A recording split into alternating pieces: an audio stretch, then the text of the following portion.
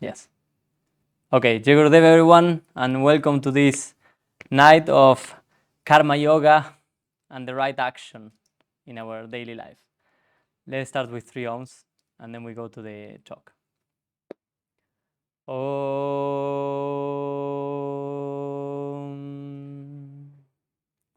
Om.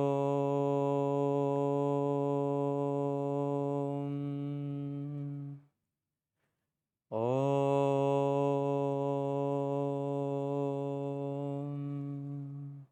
Anyanatimirandasya Gyananjana Shalakaya Chakshurunmilitam Yena Tasmai Shri Guruve Namaha. Welcome everyone. I'm very happy to be here tonight. And in that sense, I appreciate it that you take the time because it's completely related with what are we going to speak today. First of all, I would like to set the, let's say, the theoretical frame at the beginning of the talk, and then we go to practically how do we apply this in our life. The talk of today is centered in Karma Yoga, the right action or the right mindset in the moment of acting, and also the Seva, and where Seva fits in our life, in our routine. So for those of you who doesn't know me, I'm Rishi Aditya, and I'm a monk from Paramahansa Vishwananda. I was initiated, I think, 6 months ago as a Rishi. A Rishi is someone who has the blessing of the Guru to speak about his teachings. That doesn't mean anything. We are, of course, we're still humans, and we are trying to bring his love to the world. I guess all of you already know Guruji, right?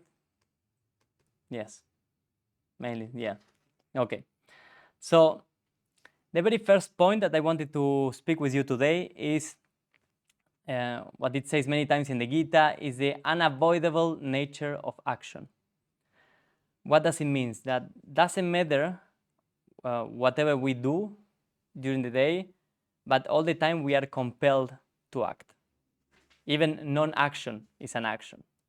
Decide to stay sleeping until late or waking up early in the morning, to help a friend or to help your mother or to study a career, no? If you study law or if you study medicine, like all of us, you are all the time bound and compelled to act. If you see, the day goes since you wake up until you go to sleep, and you are all the time deciding what are you going to do. Now, for example, now, and that's why I say that it is related, you decided to come to this talk. You could have decided to go with some friends, to go for ice cream, to stay sleeping, to go to study something else, but you decided. And in the Bhagavad Gita, many times it's mentioned, I want to show you this.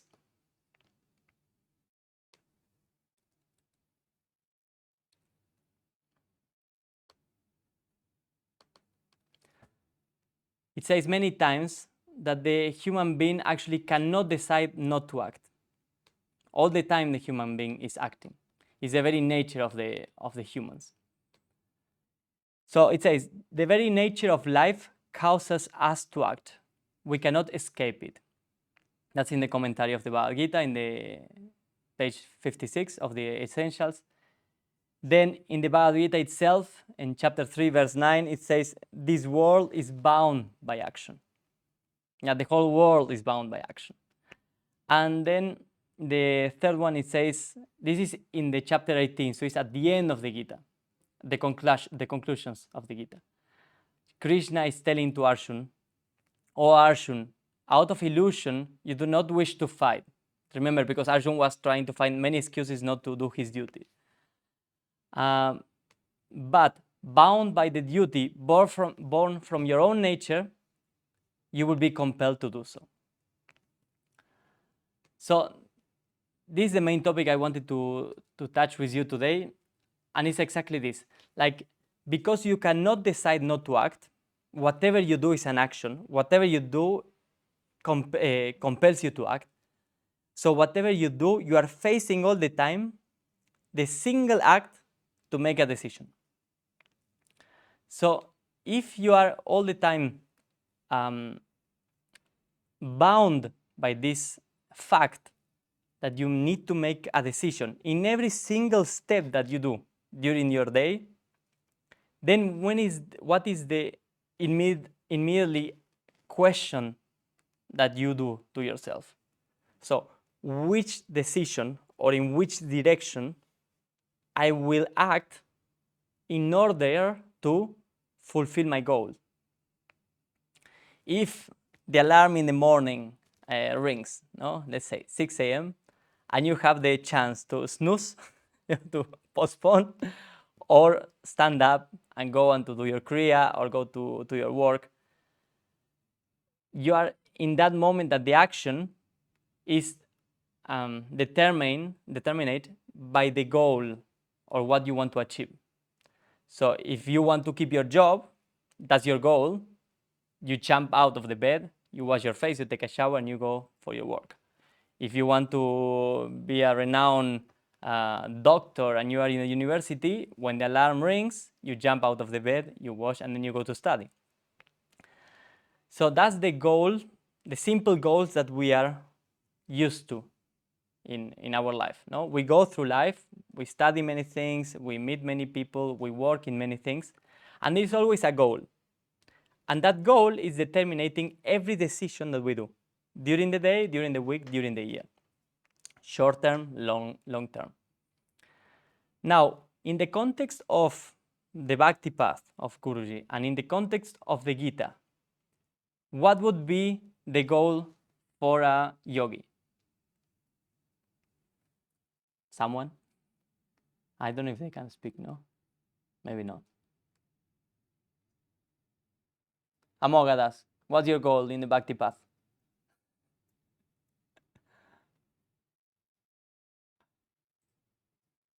I catch you there. There was the first person I saw.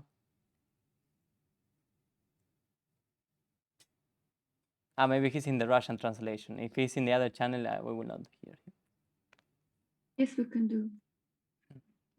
Hello, Jagurudev. The aim is to be near the lotus feet of Narayana. So, and to serve him. This is the aim. Okay, basically he says to attain the lotus feet of Narayana and to serve him. Yeah, and I guess he said love also, but we couldn't hear very well. So yes, what is the goal of a spiritual seeker? And what is the goals? Because it is like a ladder. You know, you cannot jump to the lotus feet of Narayana in the Bhakti path. You go step by step. And the first step for us, the babies, is, let me show you.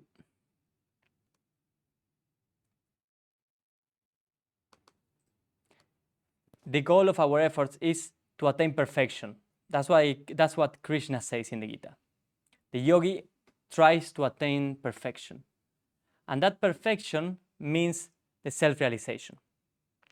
Because to attain the Lord, if you have heard Guruji, I guess, in all his satsangs, is by his grace. No, he says many times, not even a single leaf moves without the will of God. So to attain him, to attain the lotus feet of God, you need his grace. But then let's bring this to our reality, because if we cannot control that is by his grace, what can we control?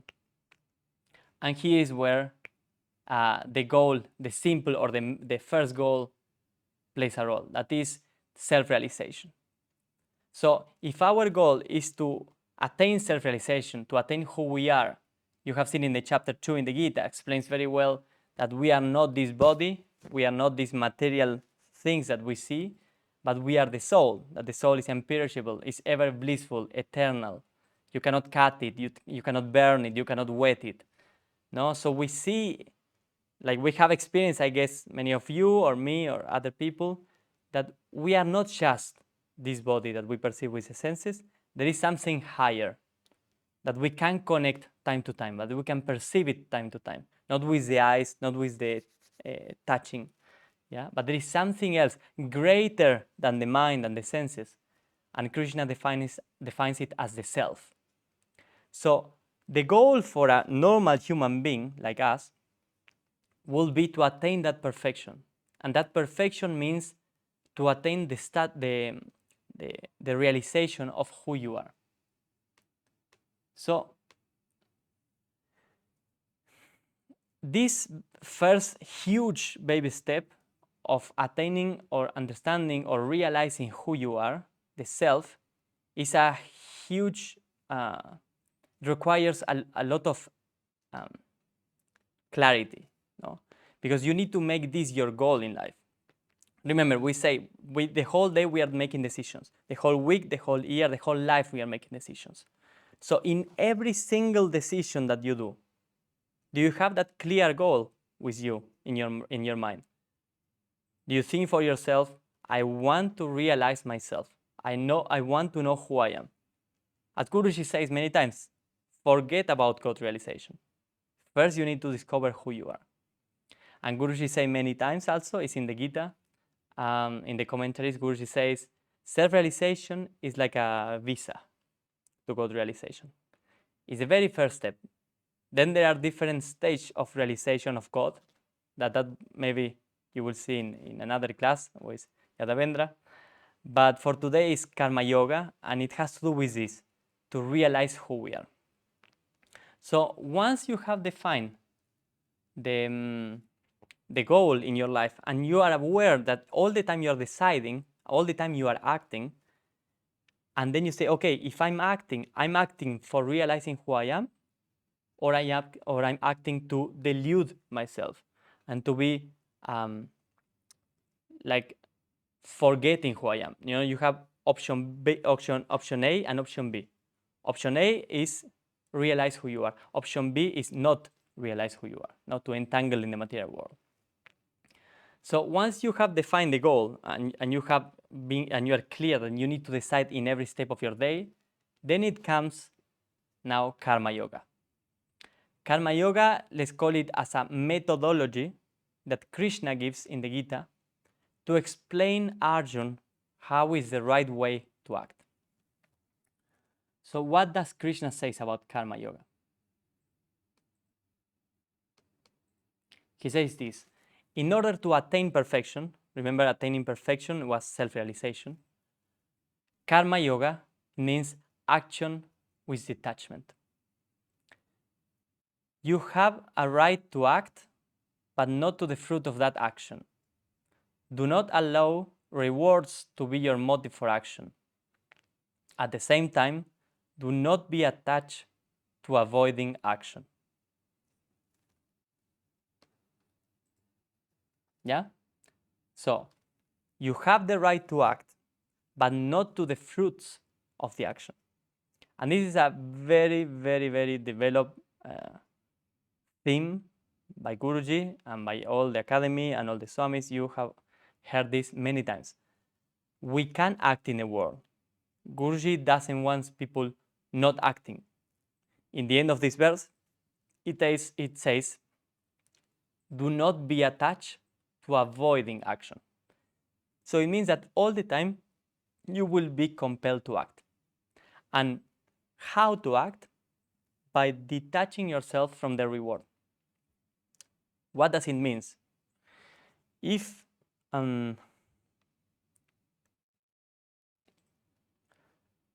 you want to in the normal world, you go to work and you have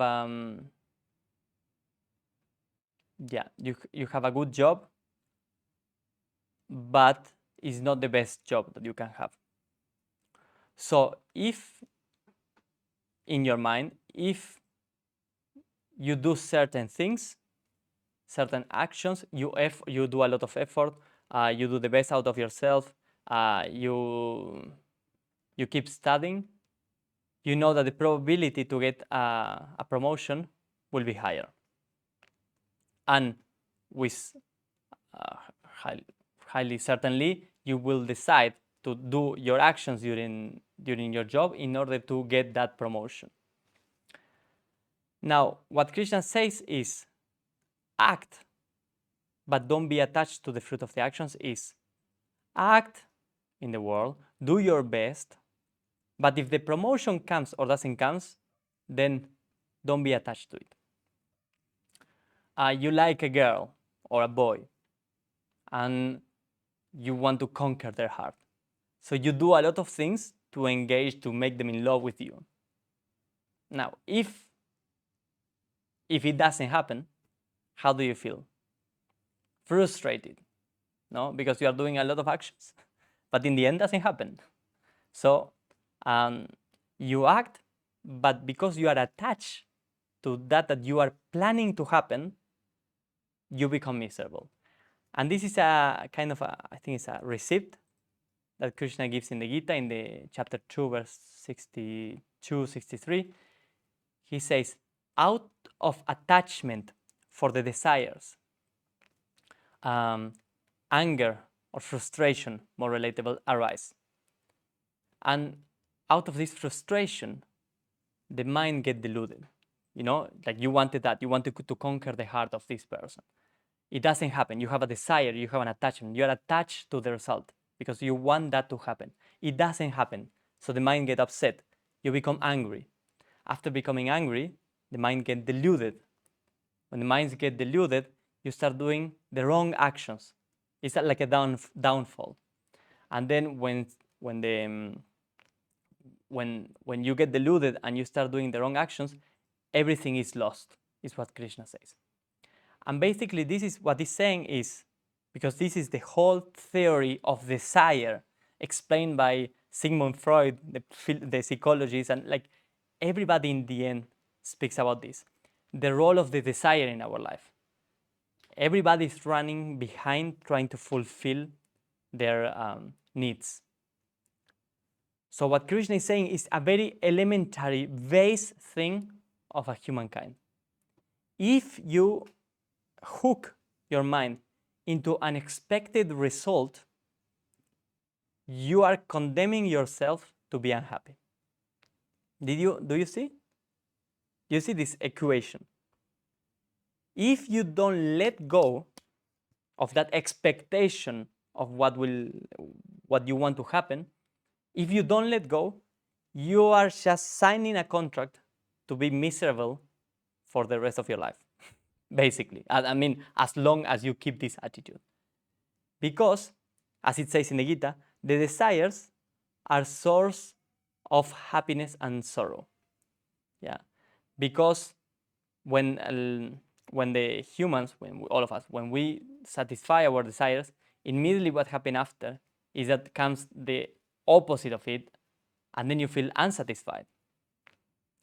So you are condemning yourself to go in a constant cycle of fulfilling the desire, momentary happiness, and when that fulfillment is over, then you feel unhappy again. So what Krishna is saying is, do not allow the rewards to be the motive for action. So there is 2 points here. We explored the first one, that is, don't allow that mindset of thinking of what you will gain to be the motive of your action. And then the other point is, don't be avoiding action. And this is something more for spiritual seekers. Because I don't know if you remember in the Bhagavad Gita, I will show you the slides. A slide. Is that this is the topic that actually I wanted to touch base with you today. It says, one who restrains the organ of actions while still contemplating on the objects of the senses is deluded and a hypocrite. It's in the Bhagavad Gita, chapter 3, verse 6. One who restrains the organs of actions while still contemplating on the objects of the senses is deluded and a hypocrite. This, and is what I really like of Krishna, is how clear he is in order to make our life easier. So we say before that the karma yoga is this path that if we detach ourselves from the result, but we act in the world, we will attain that perfection, that self-realization. And here Krishna is saying, because the first question after that of Arjun is, you are saying that if I avoid action, then I can realize myself, so I will not fight. So Arjun is trying to avoid his duty. And Krishna says, no, you need to do your duty. You need to do your duty. Because if externally you renounce action, you say, I will not do anything, I will just stay meditating in an ashram 24 hours, then what are you doing? Because if in your mind you didn't detach from that you want, you will be outside as a yogi, but inside you are very attached to result, to things that you want. And with this, you are also producing karma. And if you want to self-realize yourself, why karma yoga? Is because by detaching yourself from the results and offering the result as something that doesn't belong to you, what you do is you don't produce more karma. So if you don't produce your karma and you start cleaning yourself, because the yogi acts only for the purification of himself, then the expected result that should happen is that you will self-realize, you will attain self-realization. Yeah, and this is now the theoretical frame that we have set. And so the first topic I want to speak with you is what happened, because many times people come to Guruji and they tell him that they want to live in the ashram. No, they tell him that the outside world is too tough, or they don't like their job, they want to realize who they are, they want to know God.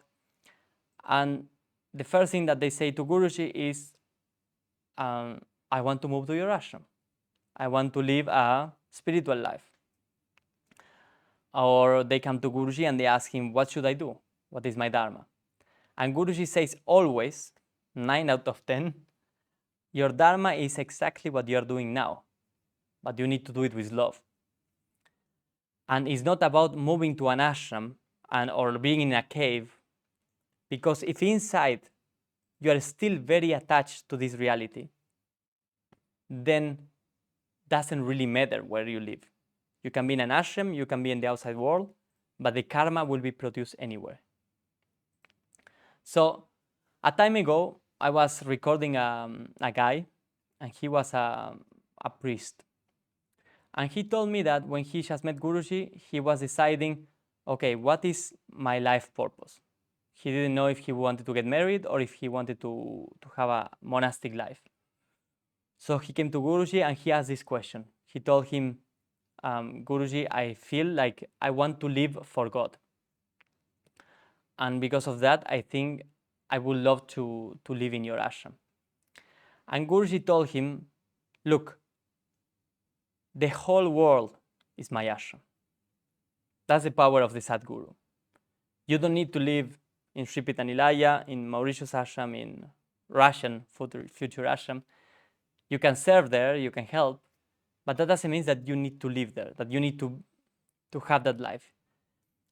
When I came to the ashram, I remember one guy came from France, and the guy used to spend his time in caves.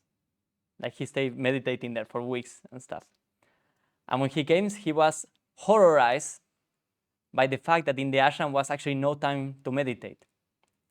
Because if one cling into that fantasy that when I find the solitude outside and the silence and the perfect environment, I will be able to focus my mind and realize myself and attain the lotus feet of Narayana. But actually, if you see, especially in the ashrams of Guruji, they are very noisy places. People is singing and yelling like crazy mad people. And whenever you're in the Babaji cave, someone comes inside with a hoover and they start hoovering the floor next to you. So Guruji is the best guru everywhere, wherever you are, to actually show you that it's about inside. Where are you standing inside? In this inner peace, in this, what do you want? No? If you want to fulfill your desires, or you want to realize who you are, or if you want to attain God. And So he creates actually the special conditions outside that you are not living in a cave. Because he's not interested in your external appearance of what you're trying to show. No, he says God knows exactly what is going inside of you. And in this sense, he tries the people as a Sadguru, and with no limit, he can reach you wherever you are. He's not limited by time or space. Even in your dreams, if he needs to give you a message, he comes to your dreams. If he needs to give you an experience, he controls life in a way that you can actually get experience.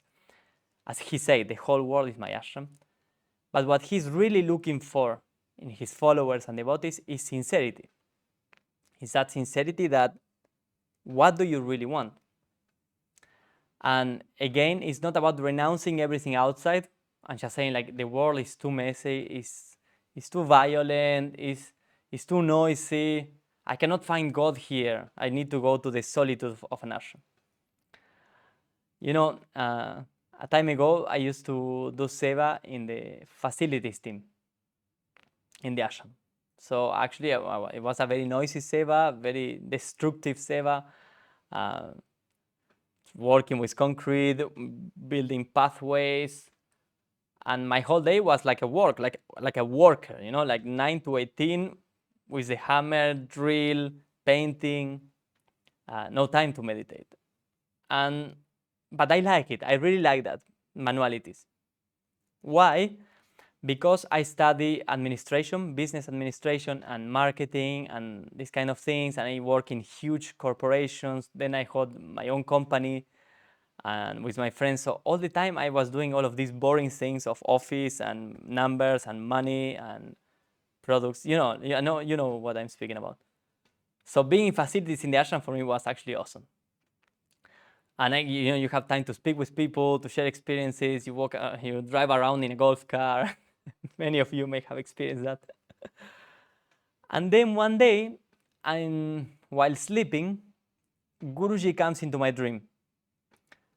And he says, Aditya, would you like to work in the marketing department? He said, would you like to take care of the marketing department? Let's say that he said, would you like to work in the marketing department? And in the dream, I was stressed out. I said, like, no way, Guruji. I will do everything upside down.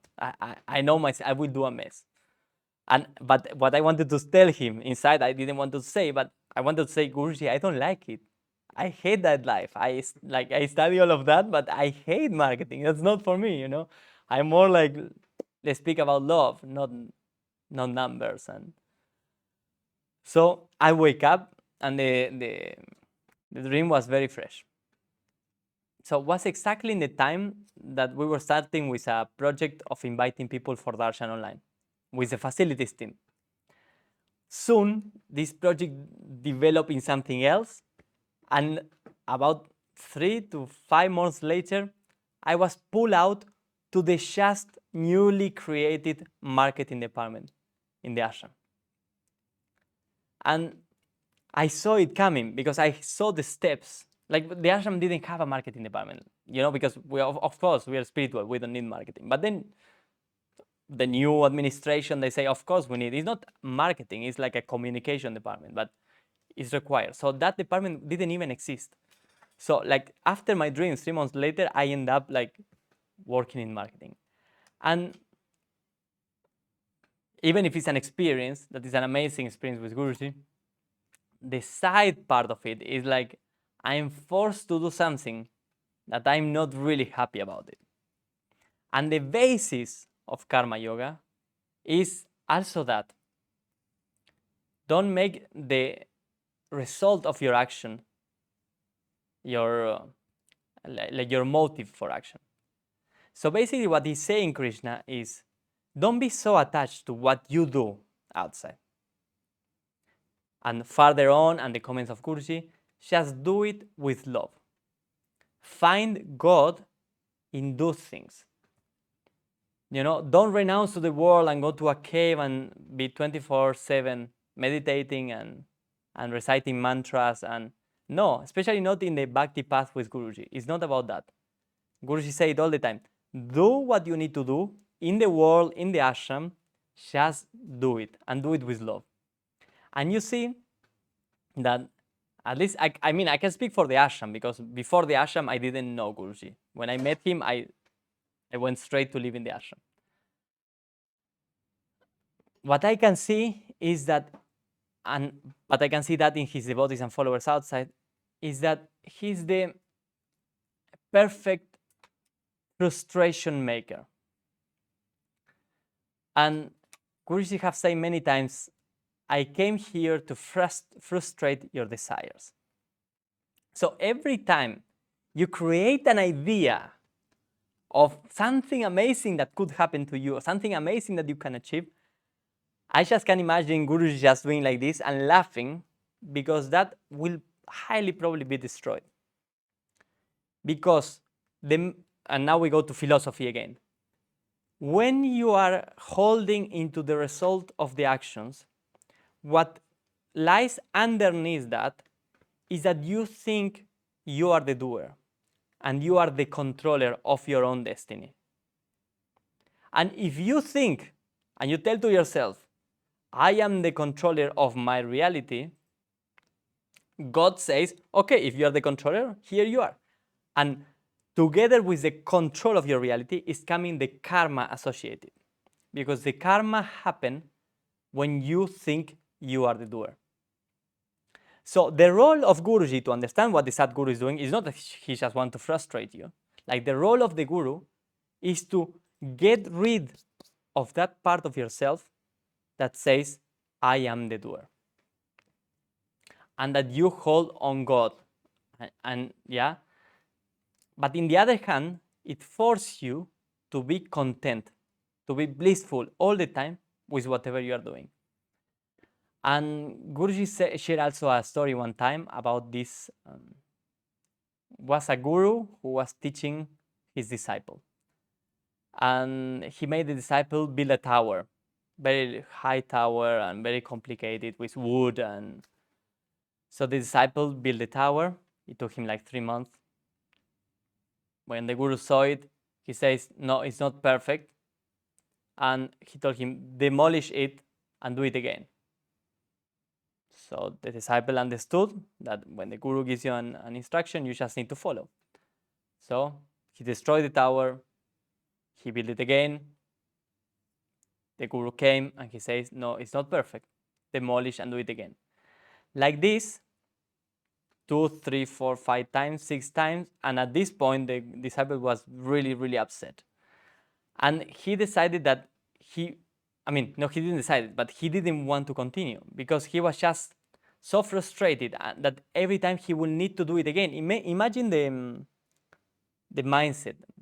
I'm sure you all know this feeling when you just have done, let's say, you were doing do you remember before, a few years ago, you were doing your thesis or your document, and suddenly the cat disconnect the computer, and then you lose everything because you didn't put save. I don't know if you have gone through this, or your brother disconnect, or the light goes off in the house and you forgot to save the document, because back then you didn't have Google Drive that you can save it every second. And then imagine all your thesis you write for a full day, and then just someone unplug the computer and you lose everything. Imagine that feeling of frustration, that all your day work just went to the trash. And then you need to do it again. And imagine that the next day again, your brother passed by, he hits the cable, and again the computer goes off, and you need to do everything again. Yeah. Well, imagine that 14 times. But not a work of one day, a work of months. So basically, after 6, 7, 8 times, the disciple was really upset with the guru, because he was telling him to demolish the tower and build it again. So I think after 14 times, actually, the disciple understood, okay, doesn't matter. If he wants me to build it again, I will build it again. So he was just waiting for the guru, and he was just waiting the guru to tell him demolish it and continue, because he said, okay, doesn't matter. Doesn't matter what do I do. It's actually about how do you do it. And then the guru came and he said, oh, it's a beautiful tower. Then you can keep it. And it shows that we should not be attached to that we want, the things that how we want it to be. There is another story with Guruji, and also a time ago, Swami Revati, he was the head of academy in Bhakti Marga, and he just trained, I don't know, like 100 knowledge teachers, and he made the whole document of what is our philosophy. And he's in a restaurant with Guruji in France in a trip, and suddenly Guruji gives a comment about how is the reality of things. And this teaching that Guruji gave in this moment was actually against what we were saying in all our philosophy manual, that he has just created and instructed 100 teachers of how is our philosophy. And he tells to Guruji, like, Guruji, do you understand that this that you're saying is going against our own philosophy that we just have written? And Guruji told him, yes, and so what?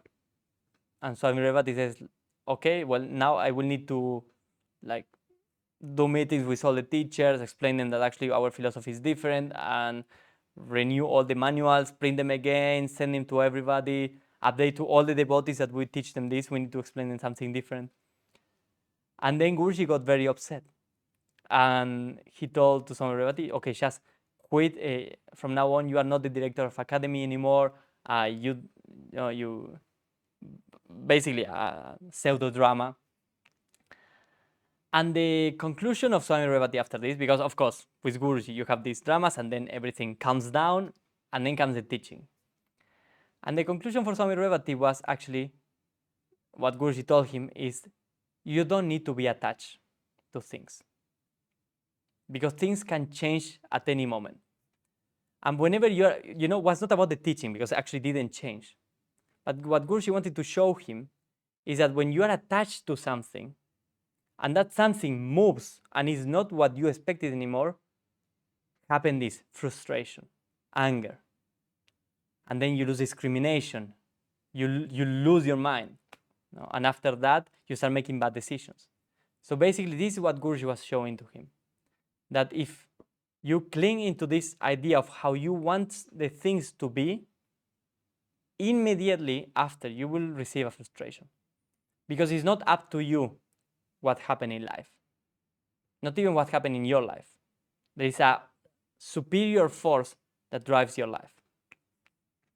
And in this sense, in the ashram, we have many cases. We are living all the time exposed to this. I guess you, as followers outside, you may also experience this frustration that arises when things are not going in the direction you want. So this was a story about one guy who, this is a typical situation of the ashram. He was researching for 1.5 months about the best software to implement for the whole hotel system in the ashram. Because, of course, we are an ashram, but we also need to provide services, and we need to do it in the best efficient way, and we work with protocols and structure, and we have meetings, and so, even we wanted to have a spiritual life and be meditating, but we are actually doing marketing, communications, engineer, technology.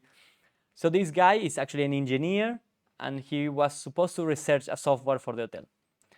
So he spent 1.5 months. He evaluated, 15 sites. He called everyone. He had meetings with all the providers. He put 50 items and compared this for each management system, for accommodations, for hotel booking. What is good for this? What is good for this? So he took him 1.5 months to put everything together. He finally presented. He has it ready. He took it to the direction. And he said, okay, I have finished the job. Now we can decide for one of the software. And the director says oh no, bro, I'm sorry. I forgot to tell you, but actually we already purchased a software like 1 month ago. So this was not needed. And the guy was, imagine in this moment, if you don't practice karma yoga, you go very easily into anger. In frustration. And these things happen all the time during the day. The things that we expected to be in a way, they are actually different and they change. And this is, I think, the sweetness of how Guruji works. He creates situations that we don't attach to the result. Something else that it says in the Gita, second. I have the slowest computer in the world, I think.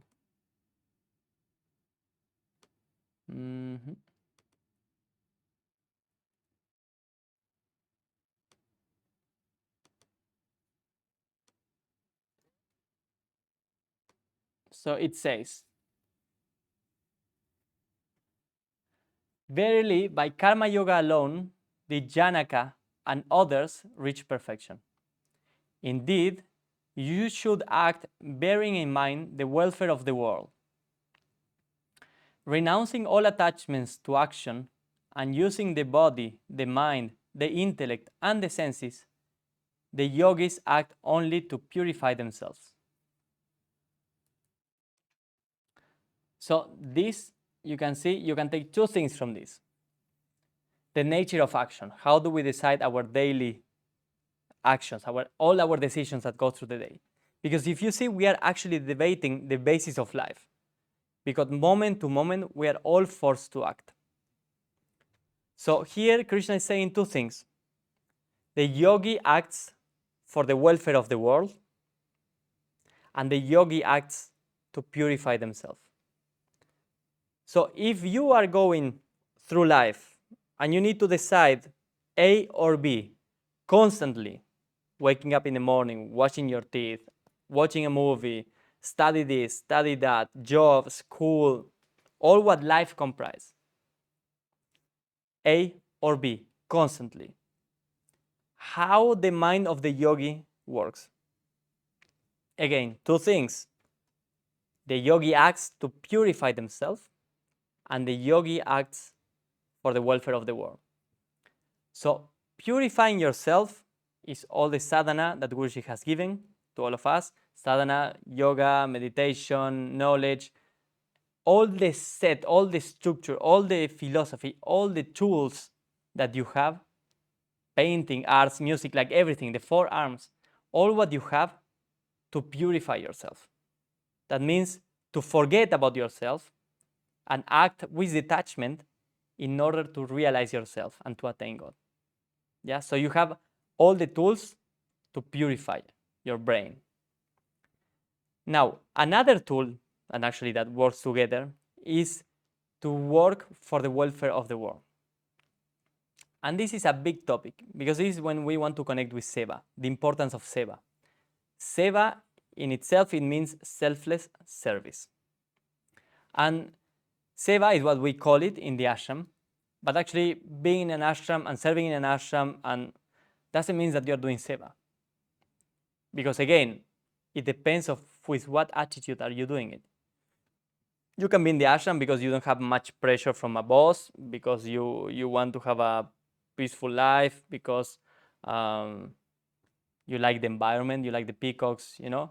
But you can be very, very far away from the reality of things that means for the welfare of the world. The welfare of the world means that the action that you're doing is for something that is not serving yourself. And this is, again, a very easy way to see your day, your decisions, your mindset.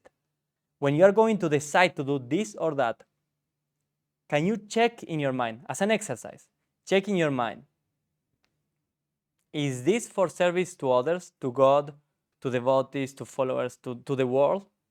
I'm acting as a servant of the world. Or B, I'm acting to serve myself. And this helps a lot because we are compelled to act, the point number one that we saw, and we are every time facing the fact that we need to make decisions. If at each point, in each decision, we will be aware that if we identify with the soul as a servant of God, then we will be all the time serving others. Serving the deities, serving the devotees, serving in the ashram, serving outside, service. Verily, by karma yoga alone did Janaka and others reach perfection. Indeed, you should act bearing in mind the welfare of the world. You know who was Janaka? Yeah, he was a king. And as a king, he has a lot of duties to take care. for the welfare of his population. And what was amazing about him, he was the father of Sita, the wife of Rama. So what was amazing of Janaka is that actually he could have this detachment. He was not attached to all of this wealth that he has. He knew that all what he was doing was for the service of the citizens of the kingdom. He was not having a kingdom to serve him. He was the biggest servant for the whole kingdom. And in his mind, he was thinking in God. And he was, in a way, detached from the result. He was focused in doing the best service possible for the people that he was protecting. So this shows, again, that you don't need to live in a monastic life, or doesn't really matter. You can be a family guy, you can be a single boy, you can be a monk, you can be whatever. What really matters is what is going inside of you. And if inside of you, you have the sincere desire to serve other people, to serve God, to serve the deities, basically not to serve yourself, and every action that you do, you are trying to purify yourself in order to be every day a little bit more close to who you are, then you can say that you are performing karma yoga. Yeah, that this developed. I didn't want to go into this, but karma yoga, jnana yoga, karma sannyas, bhakti yoga. Basically, the next step to this is the bhakti yoga. You detach from the actions, and after you offer these actions to the divine, to God. That's why the devotees, we say every day before going to sleep, Krishna Arpanamastu. Why do we say that? We ask God, all of the punya, all of the merit that our actions have produced today, because we are trying to act in detachment and for the service of others, all of this good merit that we have done, we offer it to you. Krishna Arpanamastu. I offer this to Krishna. Why we offer it to Krishna? Because Krishna knows to whom to give that merit. He knows who deserves that merit. So a devotee who is working for the welfare of the world at night before going to sleep saying Krishna Arpanamastu is actually offering all the merits of our day so Krishna can give that merit to other people in the world, to those who deserve it. That's detachment. It's not even that, not even wanting the result of your spiritual advancement. You just give it up to God. And that's the second step after karma yoga. You offer all your actions to the divine. So that's the lecture of today. I hope was clear in Russian. So if anyone has any question, I'm happy to answer it.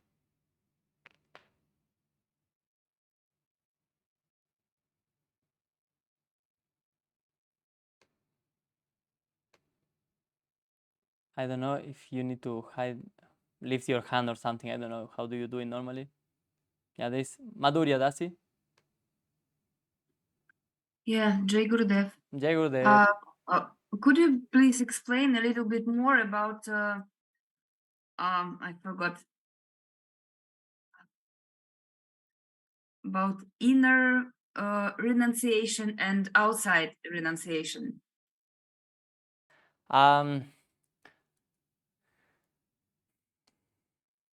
It's a good question.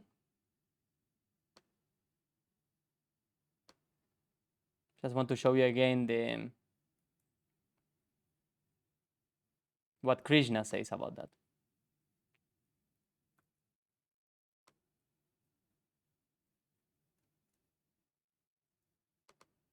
So Krishna says,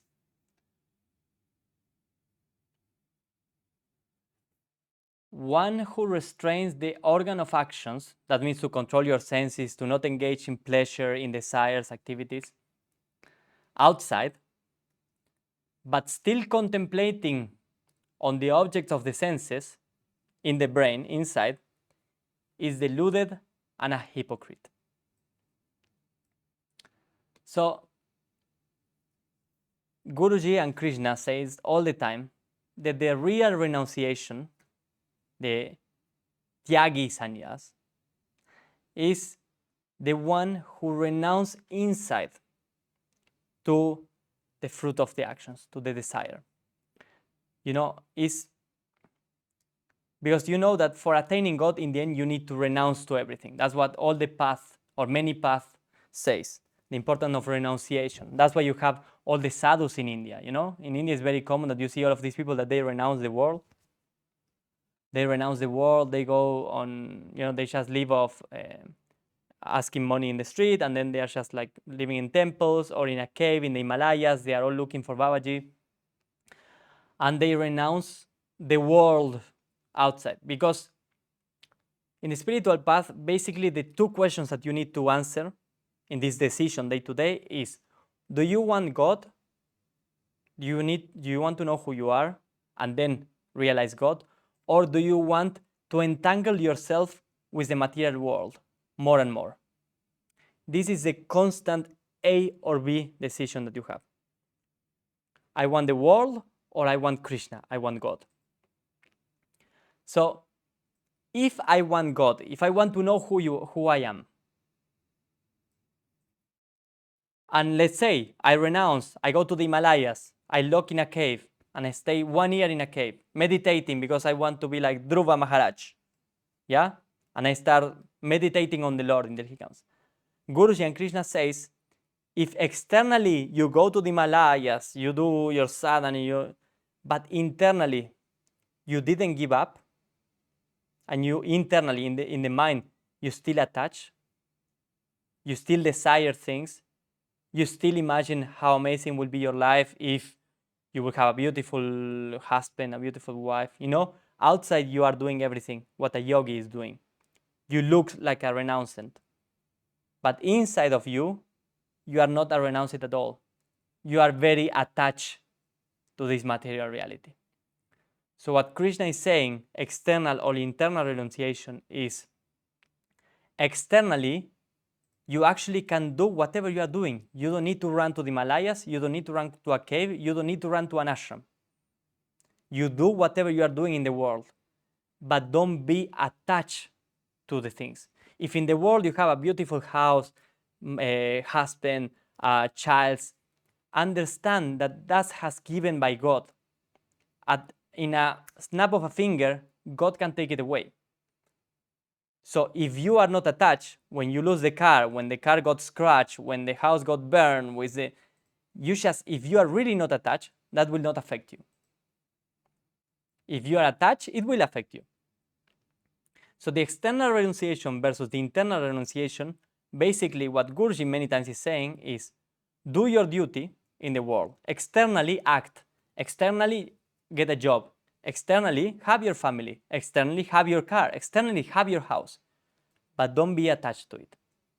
If that you don't have it anymore, should not be a motive of sorrow in your life. Should not be a motive of depression. Should not be a motive of sadness. If it's there, cool, thank you, Krishna. If it's not there, thank you, Krishna, because that means that actually he's training you to be detached. So that's the inner versus the external. Someone has the Gita with you. There is a very clear verse about this. Let me see if I find it. It's in the 4:18. Do you have your Gitas with you? Look, people is even they're showing it. So in the chapter 4,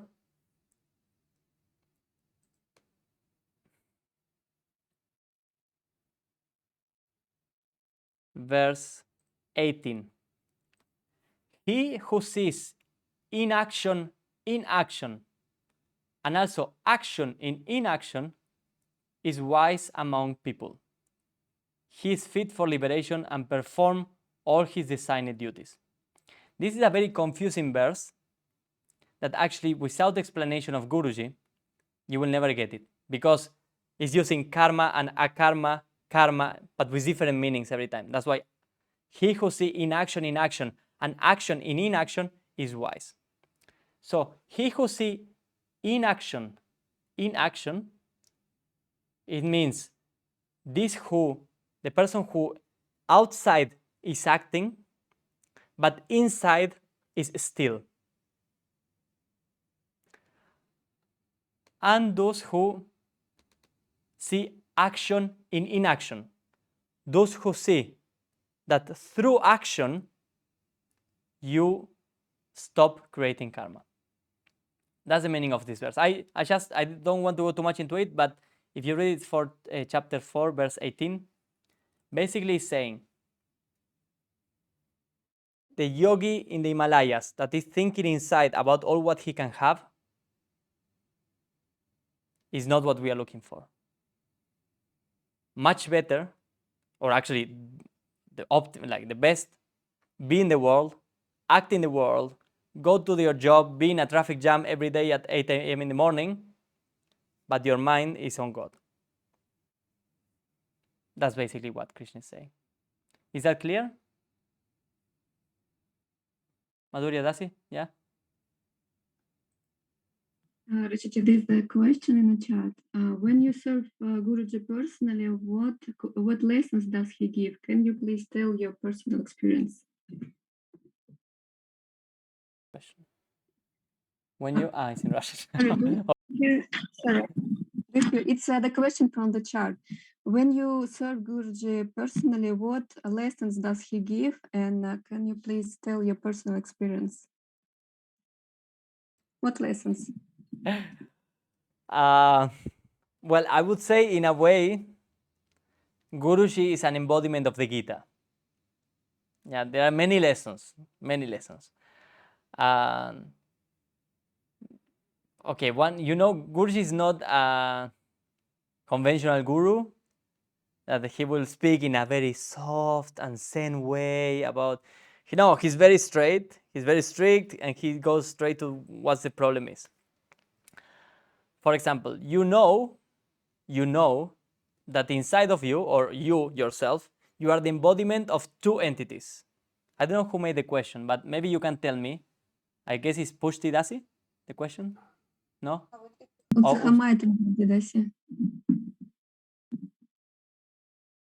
Who are we? No? We have two entities.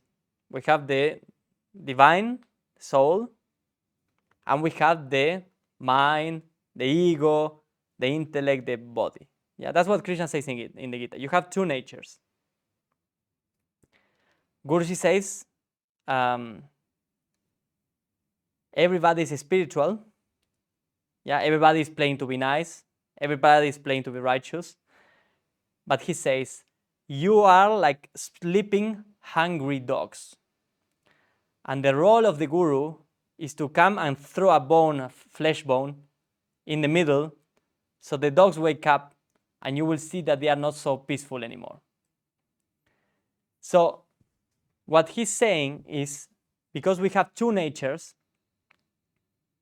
Guruji needs us to take one nature out, and that means the material nature. And for that, he needs that all of that, I mean the bad part of the material nature, he needs that to come to the surface. So one of the biggest lessons that I had with Guruji is on my birthday 2 years ago. It was 12:01 or something like this, or in the morning, and then someone told to Guruji it's Aditya's birthday. So I think maybe you know the story. Guruji called me next to him, he took a flower, he put it on my head, he started chanting a mantra, and he said, Aditya, for this birthday, I wish you to stop being an asshole. And then you can be shocked, but what was the Guru saying? Is, Aditya, with you are two people, are two entities. One is amazing, it's a spark of the divine, it's beautiful, it's ever blissful, endless love, truthful. And Aditya, inside of you, there is also another entity, and that entity is an asshole. So his blessing was, Aditya, I wish you to stop being that part. And actually, I mean, I feel how more and more that part is disappearing, because judgment for other people is disappearing, judgment for myself is disappearing, acceptance to the will of God is much more evident. So, of course, the blessing carries a lot of how to say, a lot of tears, no, because things start happening. When the guru wish me that, it's a blessing, but then things needs to happen that the, sorry the word, but the asshole start manifesting so the guru can clean. So that's one.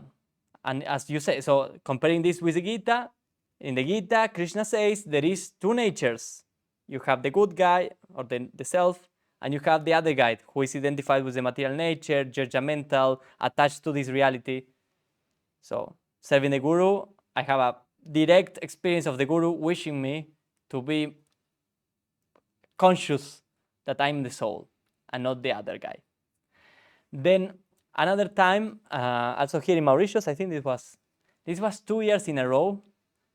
I think I failed the test. We were at the sea, and I was swimming, was Guruji with other people around, and I was just enjoying myself.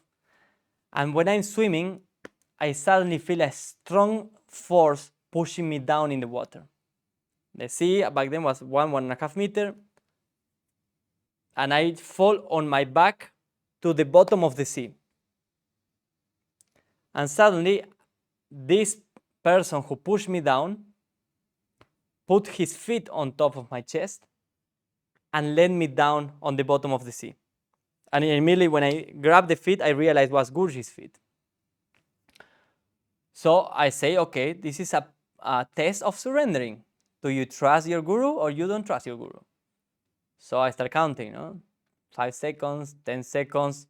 I just remember that I didn't breathe when I came in. I was actually breathing out. 15 seconds, every second starts to become like 1 minute. At some point, I don't know if it was 20 seconds or 3 minutes, but I say, he's not going to stop. He's not pushing me up. So I start like moving a little bit, like to show him that I'm a little bit uncomfortable. I start moving harder. I grabbed his feet and he was like a stone and I could not move him. And then I start freaking out. I'm panicking and I'm going to die, I'm going to die, I'm going to drown myself in the ocean. So I start like moving and then he moved his feet out and I came to the surface and I gave a big like, no? What does it say in the Gita? Well, it says many things, and in the Bhagavatam. One, if the Sadguru or Krishna takes your life, you attain straight to Vaikuntha. Actually, so the best thing that could have happened to me is to die. The best thing. Was I aware of that then? No. My mind didn't want to die. My mind didn't want to be attached to that. My mind was attached to this reality. Even if I complain about this reality, even if I want to realize who I am, do I really want it? Do I really trust? Do I really believe that?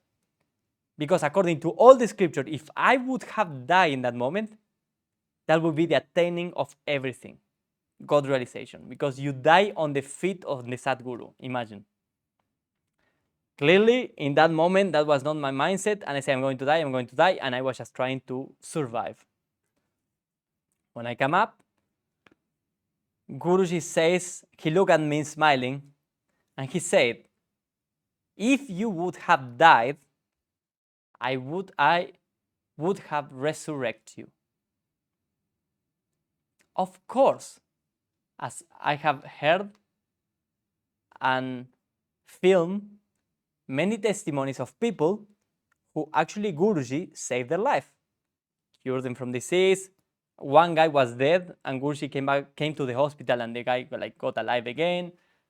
One guy, this is crazy. He got like a blockage in the veins and in the heart, and then he developed, like they call Guruji, and Guruji said like, yeah, okay, we'll be okay. And he developed natural bypass. So his body create veins to bypass the blockage overnight. So things like this, crazy, no? But the teaching there was, all of this is very nice to the ears. But when that becomes practical and you are there facing the philosophy, what are you made of? And what Guruji showed me is actually my fantasy, because I thought I was surrendered. I thought that I have fully trust on him. I thought that I know. And these 3 pillars of my path fall apart when he stay on top of my chest for 1 minute in the water. I realized I don't trust him. I don't trust the scripture that says if I die, it's the best that can happen to me. If I die at the feet of my Sadguru. So what shows me is that there is a huge gap between the conception that we have and the practicality of the things. And something that Guruji told to Jayagopal, Rishi Jayagopal at the beginning is, I'm not that guru that teach through books. I teach through experience.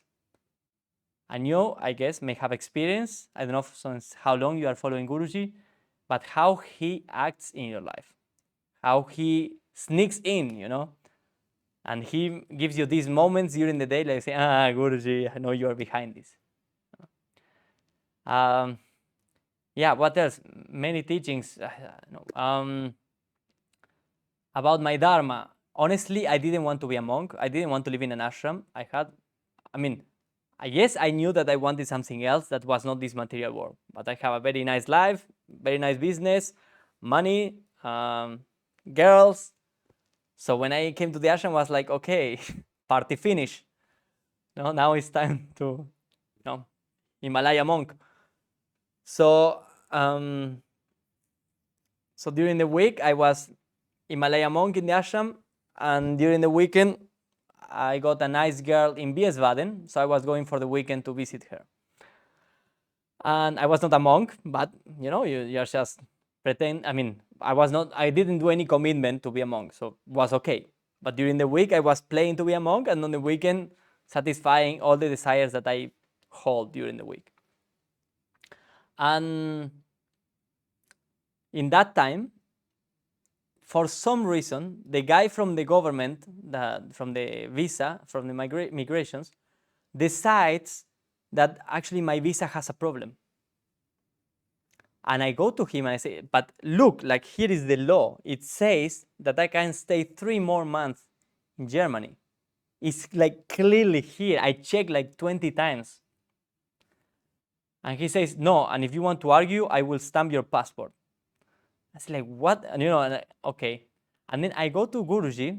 I need to go. Suddenly, I need to go from Germany. I cannot stay in the ashram anymore. Like the whole perfect world that I made. Like, okay, during the week monk, weekend, have a girlfriend. Suddenly, fall apart. And when I ask Guruji, why this happened? And you say, if you are staying in the ashram, you need to behave as a proper monk. That was his only answer. He didn't know that I had a girlfriend outside. He didn't know what I was doing. I didn't have so much contact with Guruji every day, so he knows my life. That's the only thing he says. If you are staying in the ashram, you need to behave as a proper monk. And immediately my brain was, okay, he knows. He knows everything. And then he says, go to your country, organize your papers, and come back. And he said, and if you are strong enough, you can come back. So I came back to my country, and at the beginning I was, let's be focused, Om Namo Narayana, Om Namo Narayana, Om Namo Narayana, looking at the floor. I don't need to distract because I'm a very distractible person.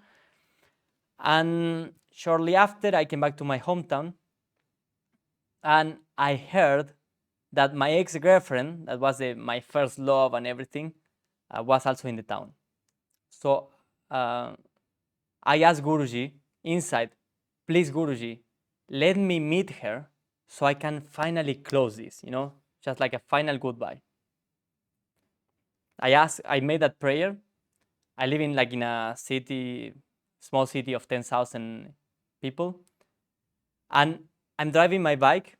I come to my friend's house. I leave my bike outside. I come inside. I say hello. I come outside to pick up my bike. And who is walking on the street?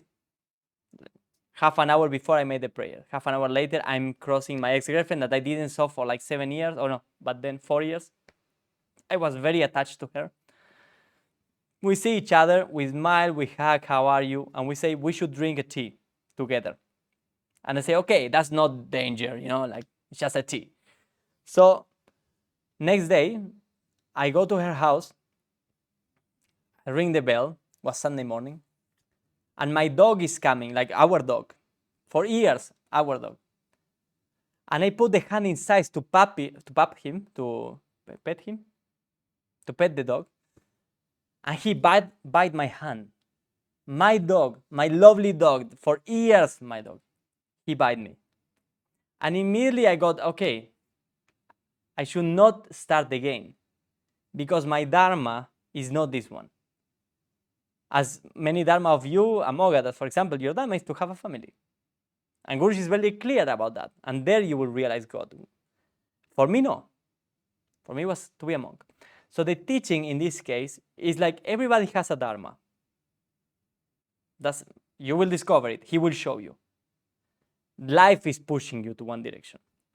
And if you don't accept that, life also conspires in a way that you, as it says in the Gita, you will compel to act. So it doesn't really matter if you want it or you like it or not, because in the end, Arjun of the Bhagavad Gita, what did he say? Okay, Krishna, I will fight. Because Krishna says, your own nature from within you will compel you to act. So this was a teaching from Guruji that, yeah, my path was to be a monk. And actually, at some point I realized, okay, this is my path. And then everything went okay. But that doesn't mean it's the path of everyone. Actually, Guruji is not supportive of many brahmacharis around the world. I mean, those were a few of the teachings. I don't know if it was enough. Yeah. Chart. So if we put everything on Guruji, like we put our responsibility to him, then it's not good. It's easy not to take any responsibility. How can you explain this? So if I understood correct, you are saying that when we put everything on Guruji, like, oh, this is Guruji. Our Excusability. So when we excuse, well, Guruji say one time, whenever life is going nicely and flowing, you know it's God. Whenever life is blocked and not flowing and things are going wrong, then you know it's your own stupidity. And there is two concepts to explore here. One is free will, and one is free choice. So Guruji says we don't have free will. And as I was saying before, your own nature will compel you to act. Your own nature will compel you to go in one direction. You like it or not. You can delay it. You can take more time. You can fall on the floor, scratch yourself, but the whole thing is pushing you in one direction. You want it or not. And what you can do is just to delay the process. You can not to enjoy the process, but in a way, the Sadguru controls your life. And the ultimate result of your life is in the hands of your Sadguru, is in the hands of Krishna, of God, the ultimate result. But then there is your own perception of the reality. No? Getting far away from the Guru, enjoying the path, suffering the path, going in many roads or go straight road. It's a perception of life that you have. And that perception of life that you have will be determined by the choices that you do. Yeah, those choices will actually allow you to enjoy the path or to suffer it. So if you are suffering, highly probably is because, like as Guruji said, it's your own stupidity. Because everything is given in your life, in the life of the devotee, to attain God. So Guruji is very clear with this. You need to do your effort. One is to do your best, but you should not be attached to the result. In the Gita, in the chapter 18, I think verse 16, is defining what are the 5 components of action. one of the components is God's will. So basically, if God doesn't want it, it will not happen. Or if God wanted, permitted, it may happen. Yeah? So if something doesn't happen, you can blame your Sadguru. Because maybe it's God's will that will not happen. But the other factor of action is effort, your own effort. And your effort is taken in consideration for God's will. Is it clear? If you do your effort, you are giving an excuse to God to bless you, to make things happen. So when we put the blame on Guruji, coming back to the question, because you ask, we blame Guruji when things don't go well. And Guruji is very strict with this. No, if things don't go well, it's because the grace of the master is there. But if you don't use it, if you can do wrong choices or not doing your effort, then the grace maybe will not be there all the time. Yeah, you have seen many people get upset with the Sadguru, many people go far away from Guruji. And can you blame Guruji? Maybe. If you are them, yes, you are doing it. But what is the risk? That you are taking the conscious choice or stepping away from him. Is his fault or is your fault?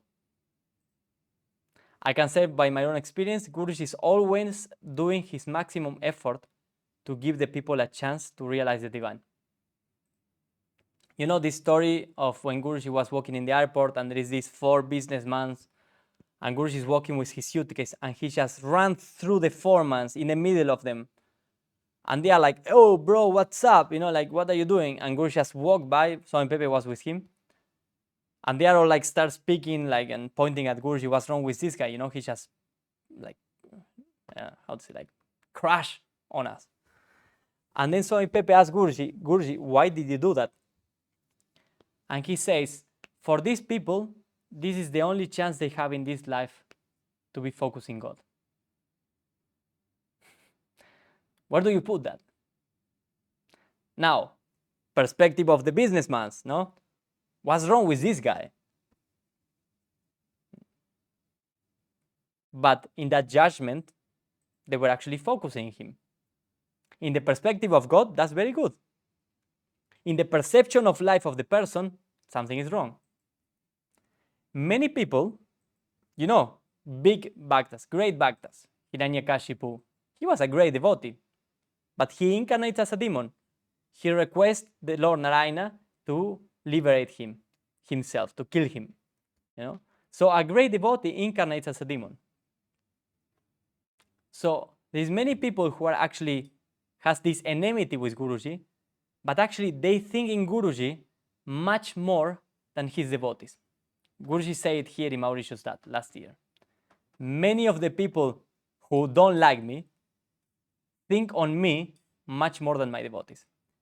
And in the perspective of Guruji, he needs them to focus on him. He needs them to focus in the divine, to focus on Krishna. From our perspective, things are wrong. Something is wrong. People don't like Guruji, people go far away. In the perspective of Guruji, he's completely cool with it because they are focused on him. So I'm saying this because it's a very difficult question, yours, because the result is always yes and no. You can blame Guruji what happened in our life? No, because effort is one variable.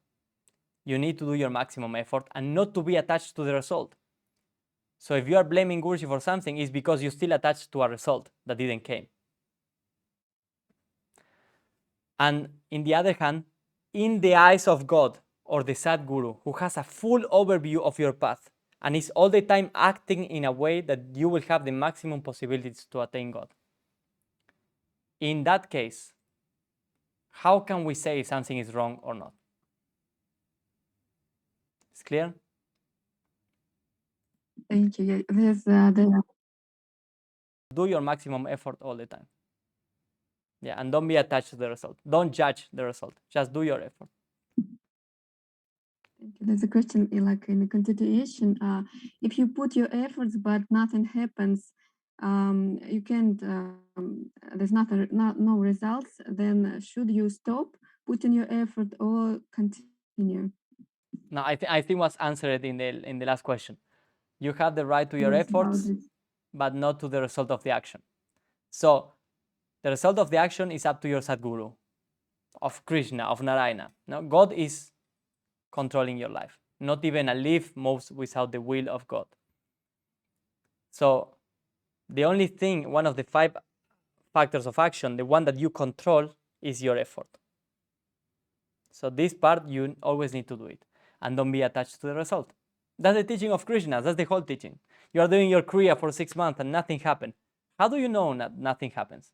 How can you evaluate the result? How much it should take, 6 months or 1 life? We are always judging from a very limited perspective of reality. Remember that. You are a little single grain of sand in a huge macrocosmos. That you are less than nothing. And the one who created all of these universes, who created all of these little sand dots in the universe, has a plan for you. Is this really a chance that this little piece of nothing has a chance to ruin his plan? It's difficult to think like that, no? But the one who created all of this, God, gives you instructions and tells you, or sends you the Sadguru. And the Sadguru tells you, you need to do this. You do your effort, you do your sadhana, do your yoga, study. You need to do it. You need to give him an excuse to bless you, basically. Yeah, so it's a matter of timing. Didn't come now, didn't come later. It shall come. Thank you. Someone asked, can you please explain what is the science of self-realization? That is in the Gita. Chapter 2, no, chapter 2 and chapter 5. I prefer the word of Krishna. Let me find it and then we comment.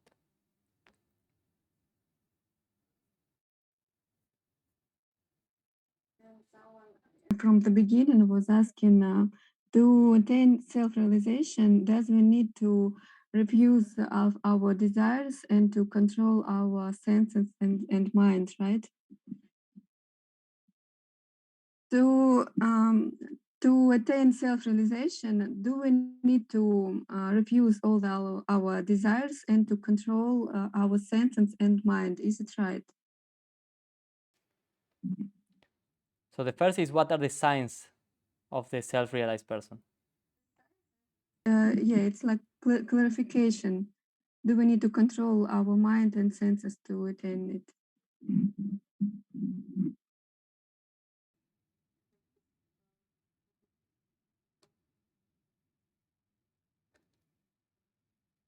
Okay.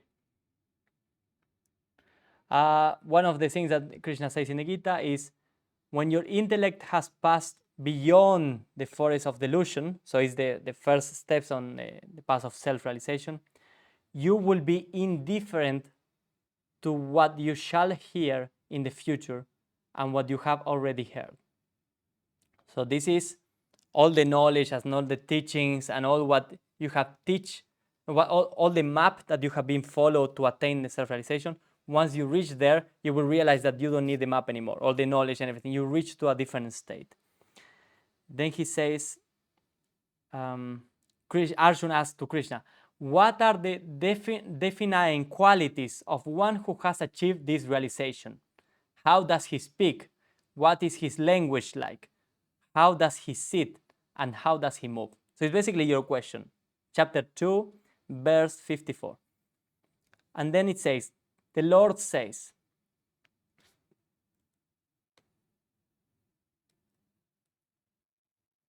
I will help you for the translator because otherwise they will hate me.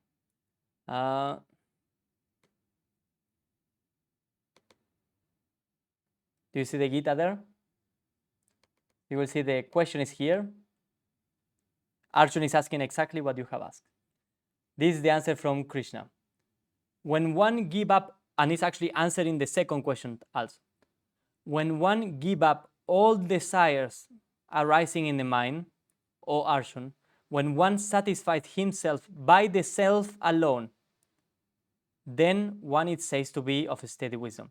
So you are satisfied with yourself. You don't need any extra component. You don't need a coffee. You don't need a girlfriend. You don't need a house. You don't need that for being happy. You are just happy by the simple fact of existing.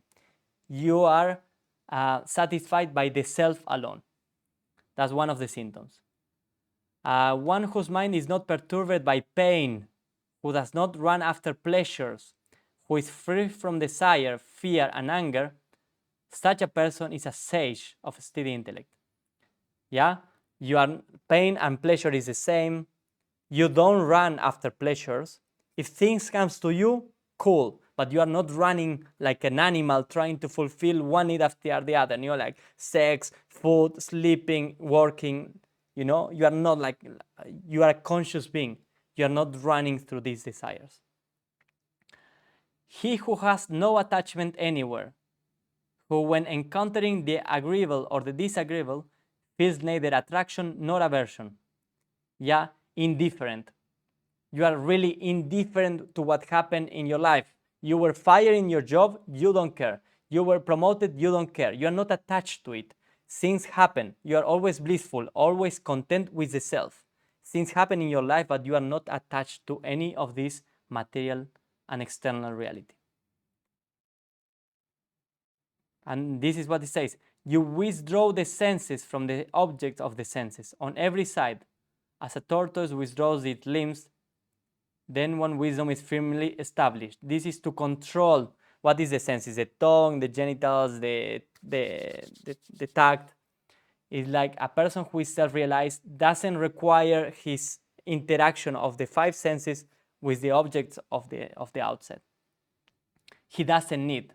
He may do it if it's part of his dharma, but he's not attached to the pleasure that arises in the contact of the senses. And here is what we spoke today. The object of the senses can be given up by one who practices abstinence. Abstinence is the external renunciation. But the attachment for them can still persist. Inside of you, you still attach. But when one sees the Supreme Lord, such attraction is naturally renounced by the embodied souls. So this means that even a self-realized person can fall down from the path. Why? Because the attachment is still there. And only when he sees the Lord, then the attraction will naturally disappear. Why? Because when you get the vision of Krishna, of Narayana, when you get that, there is nothing to compare with that beauty. That's the ultimate beauty. When you get darshan of the Lord, there is nothing in this world that can actually describe that.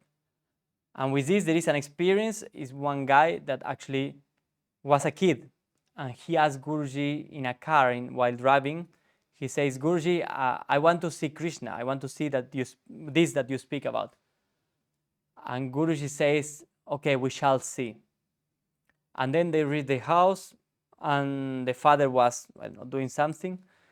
And suddenly the kid starts crying where he's standing. He's looking at like lost, but looking everywhere. He says, he's beautiful. He's everywhere. He's amazing. And he starts crying and crying and crying and crying. So basically this kid got the darshan of Krishna, of the immanent supreme form, the Vishwarupa of Krishna. And he was crying. Now, this kid today is externally super depressed. Because after that experience, he came back to this reality. And he said, and nothing satisfies him anymore. Nothing that he can do. So after that, imagine, it was part of his journey, and it's a karmatic thing, according to what Guruji says. But then he tried drugs, he tried this, he tried that. without being able to experience again that supremacy of love that he felt when he met Krishna.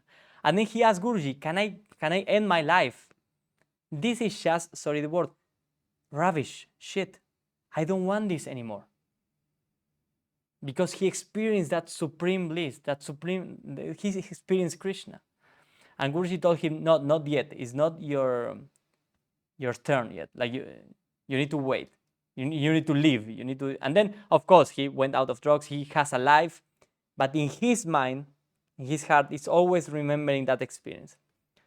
So he knows that there is nothing in this world that will actually give him ultimate fulfillment. Only Krishna. That's what it says in this verse.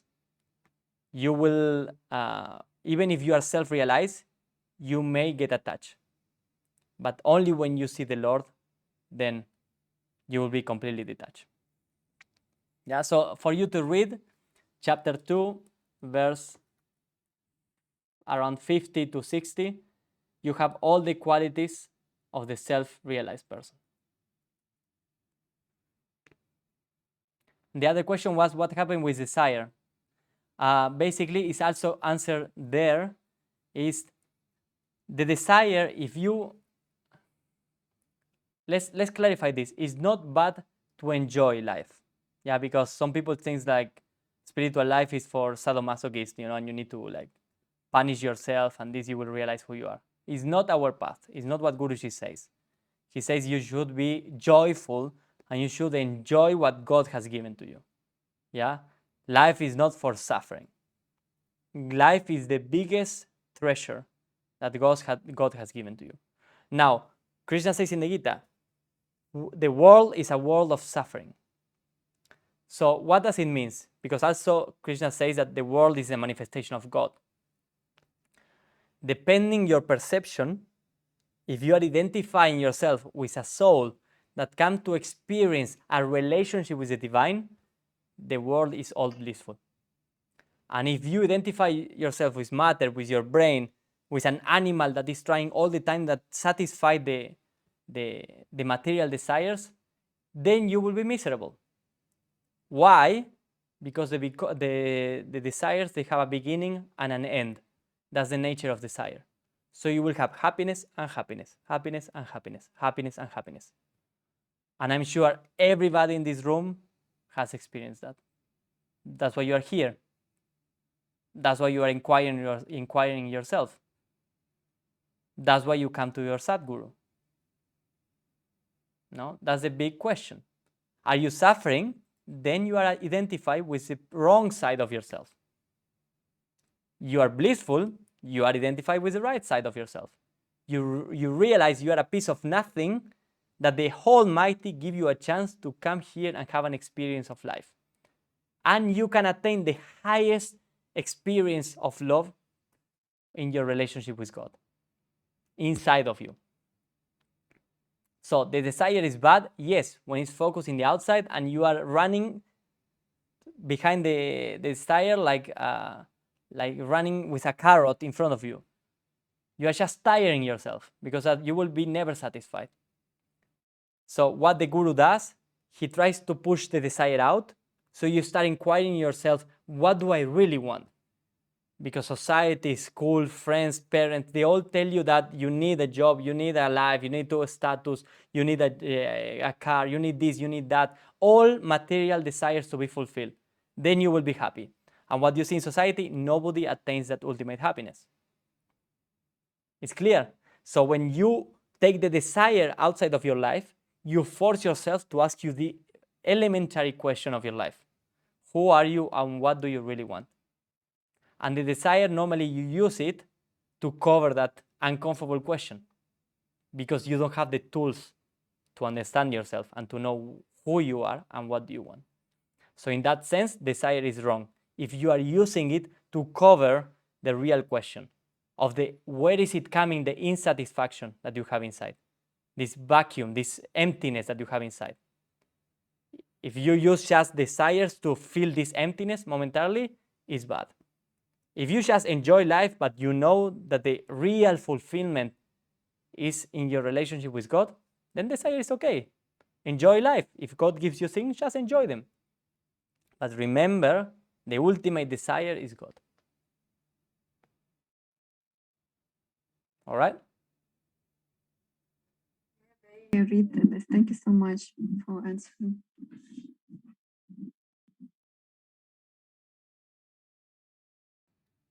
All understand. Okay. Okay. I hope you have enjoyed this afternoon, night. I don't know what time is on your place. I guess more or less the same than us, 9 p.m. or something like this. Ravendra, something you need to tell them? Okay. Okay. So thank you very much. It was a very, very enjoyable for me to be here with you. And I'm happy you are trying to make every day a decision to take you closer and closer to your real self. Yeah. So the conclusion of all of this will be you are going through the day deciding every time, every second you're making a decision. So, or you decide decisions that will bring you closer to yourself, to God, or decisions that will push you away. The right mindset is service to others and act to purify yourself. So use the tools that the Guru gave you to purify, and whenever you act, try to be serving others, not serving yourself. That's the receipt of Krishna and from Guruji for us to attain that self-realization. Yeah, and please read the Bhagavad Gita. As you can see, like all the answers were in the Bhagavad Gita. It's amazing. Like it's everything there. Everything is there. You have the big Bhagavad Gita of Guruji. It's in Russian, in Kobo. I can give you the link, no? Maybe you have it. Yeah, this one.